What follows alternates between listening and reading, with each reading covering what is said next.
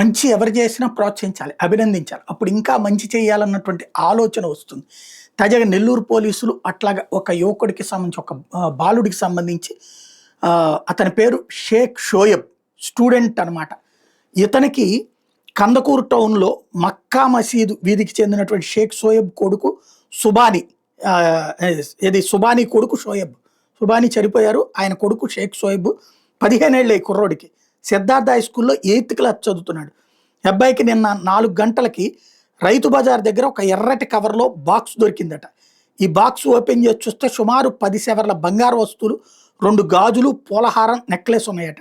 విషయం ఇంటికొచ్చి వాళ్ళ తల్లికి చెప్తే వాళ్ళ బాబాయ్ ద్వారా విషయం ఎస్బీ ఫీల్డ్ ఆఫీసర్ మహమ్మద్ కాసింకి తెలియపరిచారు. వాళ్ళంతా కలిసి పోలీస్ స్టేషన్‌లో కందకూరు సీఐ వెంకటేశ్వరరావు గారిని కలిసి సుమారు ఈ 10 లక్షలు విలువ చేసే బంగారు నగలు అప్పగించారు. తర్వాత కందకూరు సీఐ గారు అతన్ని అభినందించారు. అట్లాగే గోపి అనే అతను స్కూటీలో గోల్డ్ పెట్టుకుని వెళ్తున్నటువంటి సందర్భంలో ఇది పడిపోయింది అన్నటువంటి విషయం తేలింది.